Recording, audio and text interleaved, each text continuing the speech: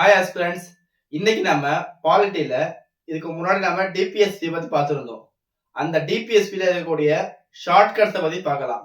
அதாவது எந்த ஆர்டிகளை நம்ம எந்த வேர்டு மூலமா ஞாபகம் வைக்கலாம், அதை பத்தி தான் நம்ம இன்னைக்கு பார்க்க போறோம். ஸோ ஸ்கிப் பண்ணாம இந்த வீடியோவை ஃபுல்லா பாருங்க. ஃபர்ஸ்ட் ஆர்டிகல் நம்பர் 36, 37, 38 இந்த 3 ஆர்டிகளும் சேர்த்து ஒரே ஒரு வேர்டு மட்டும் போதும். டிஎன்ஆர் தான் இந்த ஆர்டிகல் நம்பர் 36, 37, 38 இதை ஞாபகம் வச்சுக்கிறதுக்கு இந்த வேர்டு வந்து போதுமானது. டி ஃபார் என்னது? Definition of state. D for definition of state. N for என்னதுன்னா நான் ஜஸ்டிசபிள். என் ஃபார் என்னது?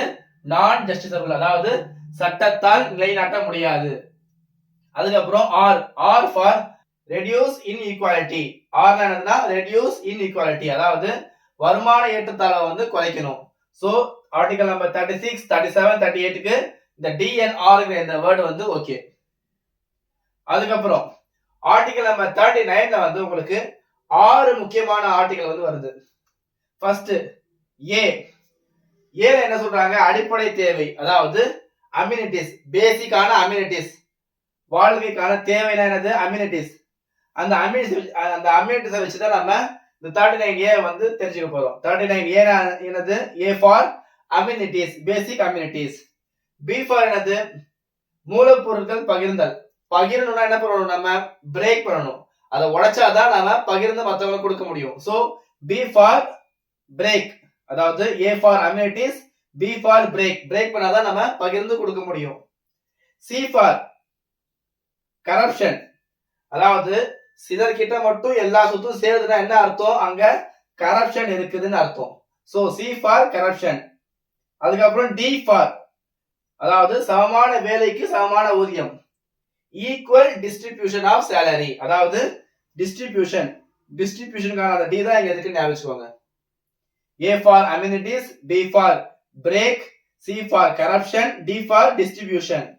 இ ஃபார் யாரை பத்தி சொல்லுது இந்த ஆர்டிகல் தான்? தொழிலாளர்களுடைய உடல்நலம் மற்றும் கட்டாய வேலை வந்து செய்ய வைக்க கூடாது, அதை பத்தி தான் இந்த ஆர்டிகல் சொல்லுது. சோ இ ஃபார் எம்ப்ளாய்மெண்ட் அல்லது எம்ப்ளாயர் அல்லது எம்ப்ளாயி, எதுவா இருந்தாலும் தொழிலாளர்கள் சம்பந்தப்பட்டதான் வருது.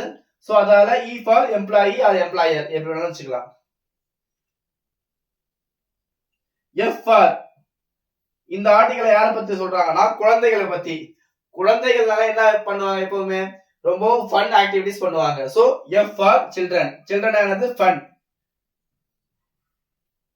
So A for amenities, B for break, C for corruption, D for distribution, E for employment and F for fun. அதுக்கப்புறம் 39ல ஒரு அமெண்ட்மெண்ட் பண்ணாங்க. இந்த அமெண்ட்மெண்ட்டுக்கு அப்புறம் என்ன ஒரு சட்டத்தை கொண்டு வராங்கன்னா சமநீதி, அதே மாதிரி வந்து சட்ட உதவி ஃபார் ஆல், எல்லாருக்கும், ஏழைக்கும் சரி பணக்காரருக்கும் சரி எல்லாருக்கும் சட்ட உதவி சரியான முறையில கிடைக்கணும்னு கொண்டு வராங்க. அதுதான் A for all, justice for all. Justice for all, அந்த ஆளுக்கான ஏ தான் இது. அந்த ஆளுக்கான ஏ தான் இது. A for justice for all. இப்போ ஆர்டிகல் நம்பர் 40, அதாவது கிராம பஞ்சாயத்து.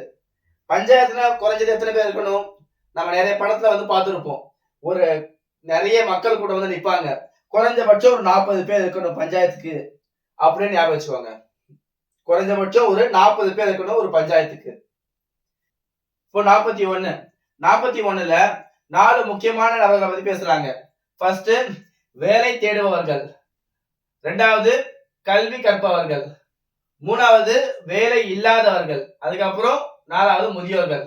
சோ இந்த 4 பேரை பத்தி சொல்றதால இந்த 4 பேருக்கும் ஒரே மாதிரியான நீதி கிடைக்கணும்னு சொல்லி சொல்றாங்க. சோ அதால 41. இந்த மாதிரி அதுல சொல்லல, பட் ஒரு ஷார்ட்கட்டுக்காக நமக்கு ஞாபகம் வச்சுக்கலாம். இப்போ ஆர்டிகல் 42ல பாருங்க, பிரசவ கால விடுப்பு. பெண்களுக்கு பிரசவ கால விடுப்பு அதிகபட்சம் எத்தனை குழந்தைகளை கிடைக்கும்னா 2 குழந்தைகள். ஒரு பெண் வந்து 2 குழந்தைகள் அவங்க வந்து பெத்துக்கிற வரைக்கும் அவங்களுக்கு பிரசவ கால விடுப்பு வந்து கிடைக்கும். அதுக்கு மேல 3வது குழந்தை 4வது குழந்தைக்கு வந்து கிடைக்காது. இப்ப பாருங்க 43ல வந்து குடிசை தொழிலை பத்தி சொல்றாங்க. சரிங்களா? சோ குடிசை தொழிலுக்கு வந்து இங்க ஒரு வேர்டு வச்சுக்கோங்க, நீங்க சிங்கிற அந்த லெட்டரை மட்டும் வச்சுக்கோங்க, சி. இப்போ 43 ஏவும் பியும் ஈஸி. ஏ எப்படின்னா 43 ஏல என்ன சொல்றாங்கன்னா தொழிலாளர்கள் வந்து அந்த கம்பெனியுடைய நிர்வாகத்துல பங்கு எடுக்கணும்னு சொல்லி சொல்றாங்க. சோ தொழிலாளர்கள் பத்தி சொல்றதால ஏ ஏனா என்னதுன்னா ஆக்டிவ். தொழிலாளர்கள் எப்படி இருப்பாங்க? ஆக்டிவா இருப்பாங்க. இப்போ 43 பி. 43 பி என்ன சொல்றாங்க? கோஆபரேட்டிவ் சொசைட்டிஸ், அதாவது கூட்டுறவு சங்கங்கள். அவங்க எப்ப ஹெல்ப் பண்ணுவாங்க? எதுக்காக ஹெல்ப் பண்ணுவாங்க? பிசினஸ்க்காக ஹெல்ப் பண்ணுவாங்க. So B for business, A for active, B for business. அதுக்கப்புறம் 44 இது பொதுவா நிறைய பேருக்கு தெரிஞ்ச ஒரு ஷார்ட்கட் தான். அது என்னதுன்னா 4 சேமா இருக்கா?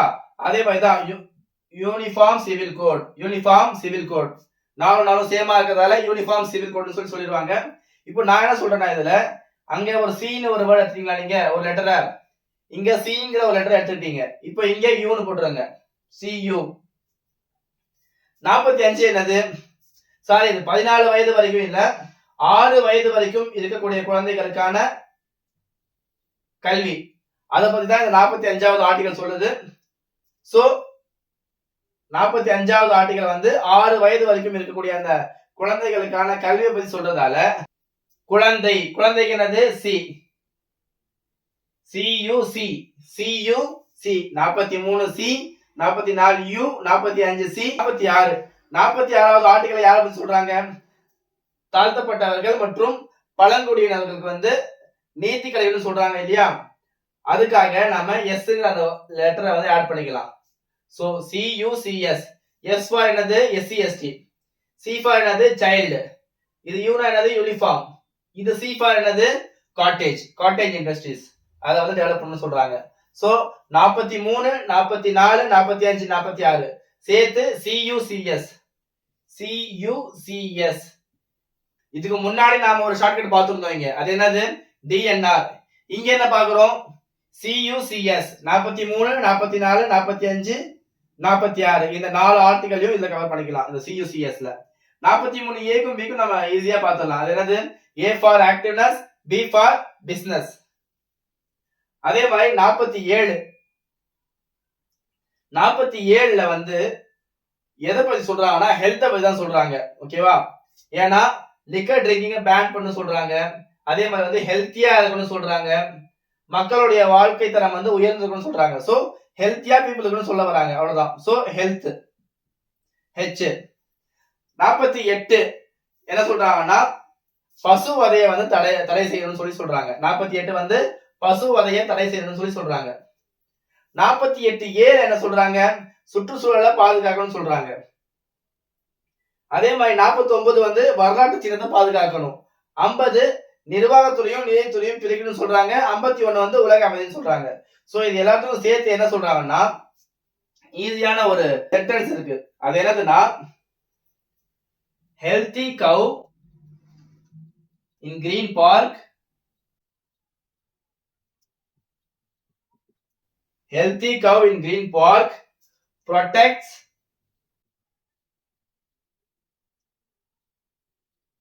monument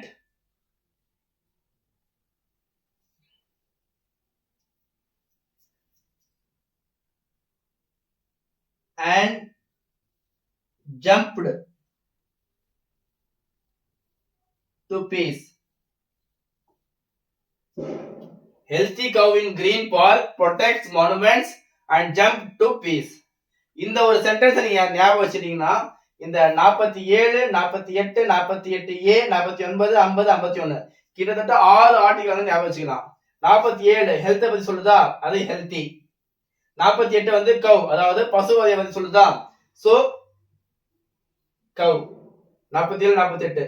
அதுக்கப்புறம் சுற்றுச்சூழல் மற்றும் வனவிலங்கை பாதுகாக்கணும். சோ அதாவது என்ன சொல்றாங்க இங்க? கிரீன். அந்த கவ் எங்க இருக்கு? கிரீன் பார்க்ல இருக்கு. அதுக்கப்புறம் 48, 49 என்ன சொல்றாங்க? வரலாற்று சின்னத்தை பாதுகாக்கணும். அது பேர் தான் இங்க வருது பாருங்க, protects monuments. வரலாற்று சின்னத்தை அந்த கவ் வந்து பாதுகாக்குது. சென்டென்ஸ் வந்து இங்கிலீஷ் வைஸா வந்து சரியா தப்பான்னு தெரியல, பட் ஆனா ஒரு ஷார்ட்கட்டுக்காக நம்ம இதை வச்சுக்கிட்டோம். சரிங்களா? Healthy cow in green park protects monuments and jump to peace. Jump to peace என்ன சொல்ல வரோம்னா JU மட்டும் நல்லா கவனமா பாருங்க. JU அதாவது ஜுடிஷியரிய வந்து தனியா பிரிக்கணும்னு சொல்றாங்க இல்லையா, அதுக்காக தான் இந்த ஜுடிஷியரிக்காக வந்து தான் இந்த ஜேயு ஃபார் ஜுடிஷியரி. பீஸ் கடைசியா உலக அமைதி வருது, அதுக்காக என்ன சொல்றோம், நம்ம பீஸ்னு சொல்றோம். சோ இதுதான் எனக்கு தெரிஞ்ச வரைக்கும் இருக்கிற ஒரு ஷார்ட்கட். இப்படிதான் நான் வந்து படிச்சேன் எக்ஸாமுக்கு. சோ இந்த ஷார்ட்கட் உங்களுக்கு பிடிச்சிருந்தாலும் நீங்க படிக்கலாம், இல்ல இதை விட பெட்டரான ஒரு ஷார்ட்கட் உங்களுக்கு தெரிஞ்சிருந்தா கூட நீங்க எனக்கு சொல்லலாம் கமெண்ட்ஸ்ல. சோ இந்த வீடியோ உங்களுக்கு பிடிச்சிருந்துச்சுன்னா லைக் பண்ணுங்க. அதே மாதிரி உங்களுடைய டிஎன்பிஎஸ்சிக்காக ப்ரிப்பேர் பண்ற அந்த பசங்களுக்கு இந்த வீடியோவை ஷேர் பண்ணுங்க. பாய்.